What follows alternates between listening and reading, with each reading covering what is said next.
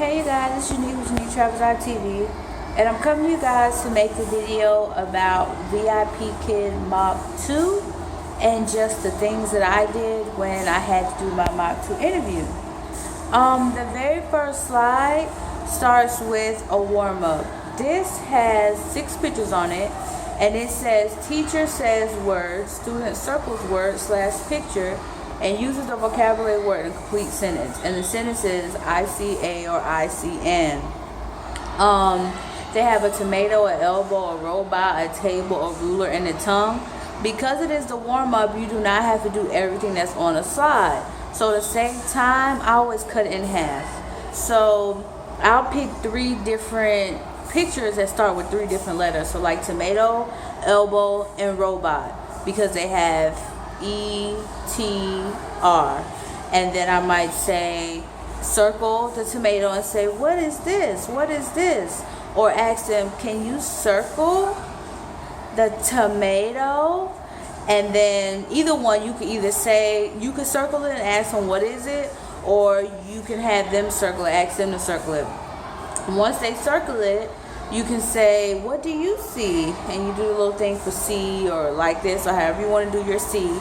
And then they might just say tomato, but you want to correct them and say, good, I see a tomato. And so they can make sure they use that complete sentence. Like I said, there's 6 on here, so I will only do 3 just because you are being timed during your warm-up. The next one is for a reward system. I did not use this reward system. It didn't make sense to me. It says reward the student for excellent performance by moving forward. If student does not follow the classroom rules, move back a spot. Reward the student in an encouraging way throughout the lesson. So as you can see, it's like 2 men racing to climb a ladder, and at the top it has a teacher score and a student score. I didn't find this really beneficial because it's the second slide. So I'm like, if I'm on slide 16 or something, am I going to have to keep coming back to slide number 2 to try to draw a little stick figure man? And it just seemed like it was going to waste time. So I actually used something I got from another video that I watched. It was a treasure chest. I had Chris print me out a treasure chest and laminate it at her school, and some gold coins. And I stuck the gold coins to the treasure chest as my reward system. So that's just what I used. I didn't use the one that they had. You do not have to use the one they had. You can use anything you want. Chris used pigs in a pig pen. I've seen people add apples to trees, give monkey bananas, just all type of thing. Or you can stick with the original one and give a smiley face teeth, whatever you want for the reward system. But you do want to explain the reward system. You need to be like, when you watch, listen, and speak, you will get a gold coin or a tooth or whatever. Yay! You know, so they can know it's a reward. So you do want to take like a few seconds and just explain that when you're doing your mock 2. The next one is this. It has letters on a fish, lowercase letters, uppercase letters, the same exact letters on the bucket at the bottom. It says teacher makes letter sound and student matches the big and small letter. Student repeats letter name and sound. Again, this is a review, which means they have already learned it previously, so they don't expect you to go over every single one. So I would just pick 2, cut it in half. I picked K and S because they're the easiest letters to do. It's R. If you're not good with phonics, meaning letter sounds, pick the easiest ones. R is sometimes hard for people. They might say rough, or raw, or you know, you don't want to mess it up and have that count against you. So I would pick K because easy, and S easy. So I would say, what letter makes the sound? Circle, or draw a line from the one at the top to the one at the bottom. However you want to do it, you can have them circle or draw a line. And when you say it, you could try to get them to talk in a complete sentence. They might say S, and you can say, good, S makes the sound. So they can repeat after you. But it's still a review, so don't want to waste too much time on that. Sorry, you guys. Again, another review. They had 3 pictures and then 2 letters in the middle, K and E. It says, teacher says each word, ask student to repeat and then match to the letter/sound that they hear. After each word, teacher and student says blank starts with blank. And the blank at the end is the letter sound. So you'll say K, start with K. So they have, again, I will split it in half. They have elevator, egg, key, elephant, kite, king. So you can just pick 3 of those. So for elevator, you can say elevator, elevator, Which letter starts with elevator?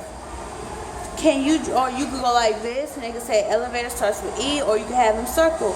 Can you circle? You know, just do it with your whatever, the little circle motion. This is a review, so they should know this. So only do half. Again, do not do it all. Same thing for key. You could say k, k. What letter sounds like k, k, key? Key. What letter sounds like k? And they'll tell you. Then you actually get into the actual lesson, and this one is the letter X.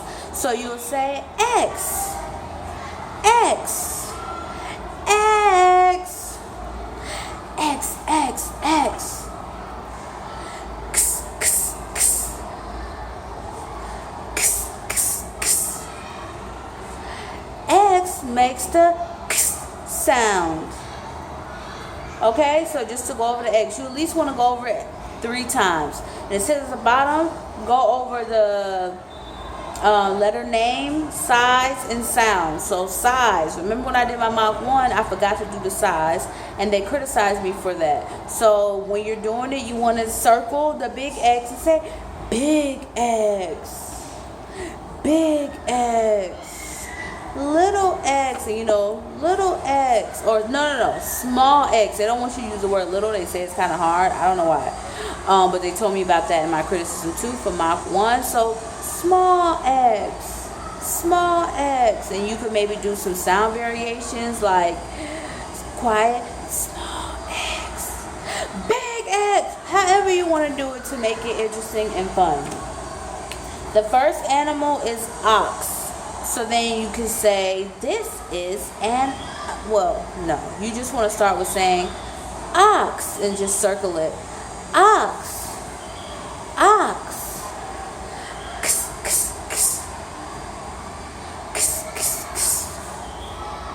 This is an ox. What is it? They might say ox. You could say good. This is an ox. Because they want you to make sure the student is speaking in complete sentences. So even if they get the answer right and give you a 1-word answer, you want to go over it again and say this is an ox. You just want to repeat that at least 3 times to them before you start to go over it with the students. And I like to just add in the sound for X so they can remember X makes X sound. Then the next one is fox. And you do the same thing. You circle it and say fox, fox, fox. This is a fox. What is it, or what do you see? They might say, I see a fox. Good. Or they might just say fox, and you say, good, this, I see a fox. Okay? Then you go to activity time. So for activity time, these are the letters that they had. A, so I would circle A, and then say A,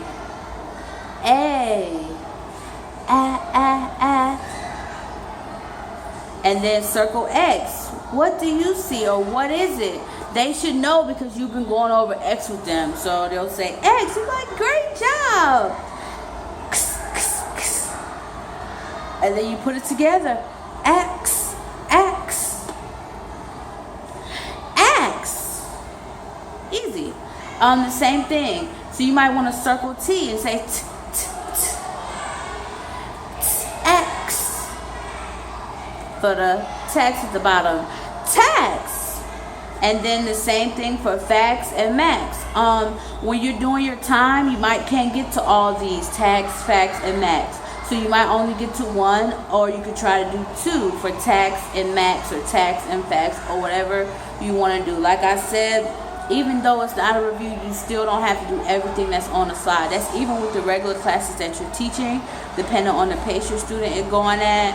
You know, you want to try to get through all the slides in 25 minutes. So if you only can hit a few things, then at least hit those few things. Because it's really just going over the same thing over and over. They just put a different letter in the front of X. So it's not like you didn't get to go over what they're trying to, the point they're trying to get across for the slide. The next one is the memory game. They have 3 pictures at the top, 3 pictures at the bottom, and the very next slide is blank for the same cards. The point of this is the students are supposed to remember what is on this slide and when you go to this slide. So the way you can do this game, they have at the top they have an X, a fox, and an ox. So you can say X, fox, ox, X, fox, ox, X, fox, ox, X, fox, ox, X, fox, ox. You want to do it a couple of times, kind of make it fun, or put a little beat on it or whatever, just to get your students into the flow of X, fox, ox. Do not go to the second line, just do the first line, then go to the next slide and circle the first card and ask what was there. They're going to remember X. What was here? They're going to remember fox. What was here? They're going to remember ox, okay? You do not have to go back and do the last 3 pictures if you do not have time. I would recommend that you didn't. But if for some reason things were just going super fast for you and you need to waste some time, then go ahead and go back and do the last 3 and you just do the same thing again. Fox, ox, X. Fox, ox, X. Fox, ox, X. Fox, ox, X. And then you go to this one and you ask them, what was the first one? What was the second one? What was the third one? They're going to remember and they'll tell you, no problem. This one was kind of tricky for me, and it says teacher takes out flashcards for the letter K, R, S, M, and T. So for one, they expect you to have letter flashcards. Chris just made some for us on the regular computer. She just got an A, B, C. She made a whole alphabet on the computer and just printed it out. We didn't buy any flashcards or alphabet cards. We even have number cards, all type of things that she just printed out that she made on Word or PowerPoint or whatever she used. I think it was Word. And it says teacher holds up flashcard and asks students to read the word with this as the first letter. After using all letters individually, teacher holds up 2 cards, asks the student, teacher holds up 2 cards, says a word using 1 letter, and student has to write the letter in the blank depending on what they hear. That is long. That just sounds like a bunch of extra stuff. And so what I did was, because you don't have to do everything on the slide, I picked the letter M and S. So because the letters are I and X, my flashcards were M and X, were M and S, which would make mix and 6. So I just said for M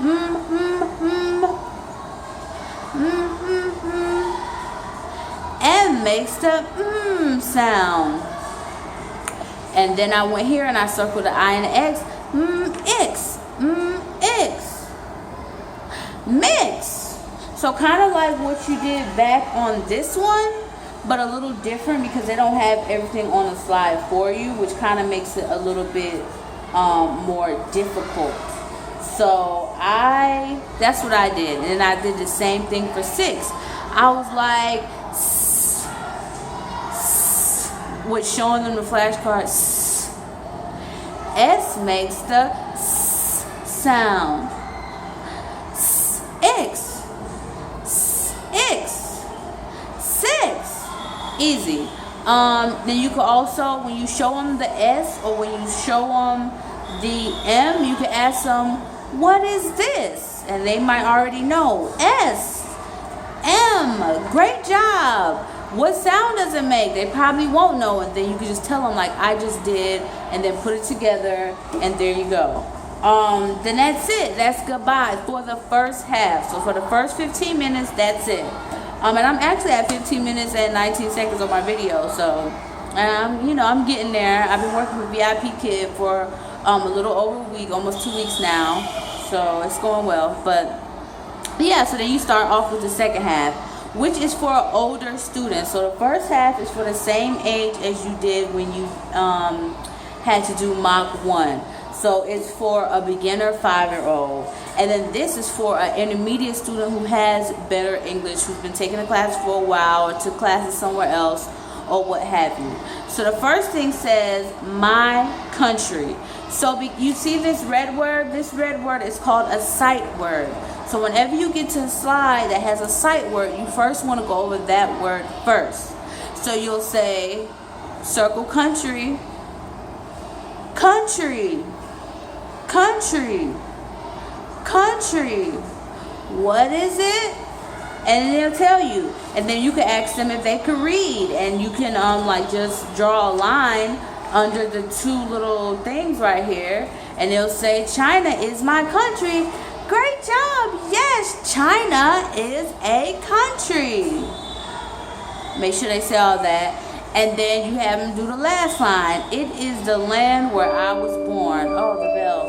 I'm going to try to get done. I have to go to class in 10 minutes from when the bell rings. And at the bottom, it says, introduce my country unit. Have student read the sentences. Define country. Tell students that a country is a nation with people, language, culture, land, and government. So you can show them maybe some language cards or something like that. I actually didn't explain that bottom part with the people, language, culture, land, and government. I just did what I just did for you, which was country. China is a country. It is a land where I was born, and I left it at that. Also, before you start this section, when you get here, you want to introduce yourself again. They told me to introduce myself again. I guess it really just depends on who you have as your interviewer. I'm not sure, but my interviewer told me to act like it's a whole new class, because it's not continuing with, not like Mach 1 where you would continuing with the same thing in the same level. It's a whole new level, it's a whole new class, so you're supposed to act like it's a new class and introduce myself again. So when you do your introduction, it's like, hello, my name is Teacher Unique. What's your name? Great, nice to meet you, Rodney. How old are you? And they say 5. I used to be like, 5, good. How are you today? You can ask them one question. So usually I either ask how are they or how old are they. I usually like to stick with how old are they for the younger students, just because it's easier for them to tell their age versus how are they. They might not know I'm happy, I'm sad, I'm crying, or whatever. But anyway, that's the first slide for my country. The second one is flag. So like the first one, it's in red, which means it's a sight word. So you circle it, flag, flag, flag. What is it? Then they're gonna say flag. And then like, it is a flag. So they can use it in a complete sentence. And then you want them to read this that's up here. And so it says, this is the flag of my country. He's like, yes, it's a flag of my country. Okay, easy. And then the bottom, you can go over the sight words some more. Be like, cloth, cloth, cloth. And I had a piece of cloth, like I had a washcloth, and so I could show them what a cloth is. And then I said, represent, represent, represent. And I had circled it at the bottom, and I had them read it, because we went over the hard words. We went over flag, cloth, and represent. So she'll be okay with reading this sentence without too much struggle. And they said, a flag is a piece of cloth that can represent a country. Bam. Good job. And you might have it read it one more time, or you just move on to the next thing, and the next thing is this. And then you ask them to read what, then you could, no, first you should circle this word and say, what is it? And they should say flag. And then you should have them read this whole thing that says, this is the American flag. And you're like, good job, this is the American flag. And then ask them to read the bottom. Look, all my students over here watching. It represents America. And you say, good job, yes. I'm from America. Or whatever, you know, just trying to relate and make some conversation. Also what I got from a video that I watched was to get a whiteboard. If you don't have a whiteboard, you can make one like we did, which was with just a white computer paper. And like 3 of them put together, just to make a little sturdy and a marker. And we wrote represents, equals, stand for, because that's kind of generic for all countries. They know what equals means, so they know represent means stand for. And then, yeah, there you go. Then you have this one that has a bunch of symbols, and you're supposed to ask them what do they represent. I started with McDonald's and Nike because they know what those are here in China, especially McDonald's. They're everywhere here. So I was like, what is this? McDonald's. This is a McDonald's. This represents McDonald's. Then you can ask them some questions. Do you like McDonald's? Or what do you like to eat at McDonald's? Or have you been to McDonald's? Or do you go to McDonald's? Whatever. And then you go to the next one. What is it? And they call it Nike here and not Nike. So they'll say Nike. I'm like, good. It represents Nike. Easy. If you had time, you could do one more. I would say do the Chinese characters. I did not do any of the car ones. I actually just did McDonald's and Nike, and that was it. Then the next one is this. The capital of China is Beijing. First, I will start off with the sight word. Capital. Capital. Capital. Then you ask them to read. The capital of China is Beijing. Yes, good job. And then you have them read the top. China is a country with many people. Good. It says at the bottom, tell students the definition of capital, which is the main city of a country that has the most government. What I did was I circled all the people and I said the city with the most people, because there's a whole bunch of people on the slide. So that's what I did. Then I went to this one, which has landmarks on it, and so of course it's a red word. Landmarks. Landmarks. Landmarks. And then I asked them to read the top. In China, there are many famous landmarks. Good job. So then I asked them, what's this? It says Yellow Mountains. And I'm like, good. Yellow mountains are natural. And I just did a hand motion for natural. I actually got that from a video. Shout out to Nancy Taylor. Her videos are great. And then I did the same thing. What's this? She says Great Wall. And I was like, the Great Wall is, and I just used my marker and was like, man-made. And then I have them repeat after me. And then I'll ask them to read this. And it says, a landmark is a place or building that is famous and important for a country. And then I will ask them, is this natural or man-made for Yellow Mountains? And they'll say natural, and I might be like, why? And the answer is supposed to be because it was not man-made. If they don't know, you can tell them, but try to get them thinking a little bit since they're older kids. And then you have this one, which has the Great Wall. It has basically the same picture landmarks as the other one, and they're supposed to draw a line and put it in the correct category between natural and man-made. It's a lot of pictures on here. It's 5, so I only did the same two I did on the slide, which was the Great Wall and Yellow Mountains. So I circled it and I asked them to draw a line to whichever one it belonged to. So of course the Great Wall is man-made and the Yellow Mountains are natural. That's my 2-minute mark. So this is the last slide. Then it's the letter C. So it says explain when C explain when C is followed by E, I, or Y. It oftentimes makes the same sound as the letter S. This sound is called the soft C. So I was like, C, what letter is this? E. And I circled the C-E, and I was like, scent. Okay, then the same thing for I. C, what letter is this? I. Then I circled the C-I right here. City. And I just, everything I said, city, scent, I went like this right after so they can repeat after me. What letter is this right here? Y. Then I circled it. C-Y, cycle.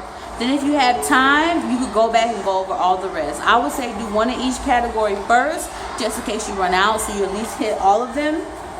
And that's it. The last slide says goodbye, and you're officially done. And yeah, this is Unique with UniqueTravels.tv. I will leave my VIP link at the bottom. If you decide to apply with VIPKID and you haven't yet, use my link and we'll both get $25. So it's a referral link. It'll take you straight to the page where you can apply. Like, subscribe, share, you guys. I hope you find this video helpful.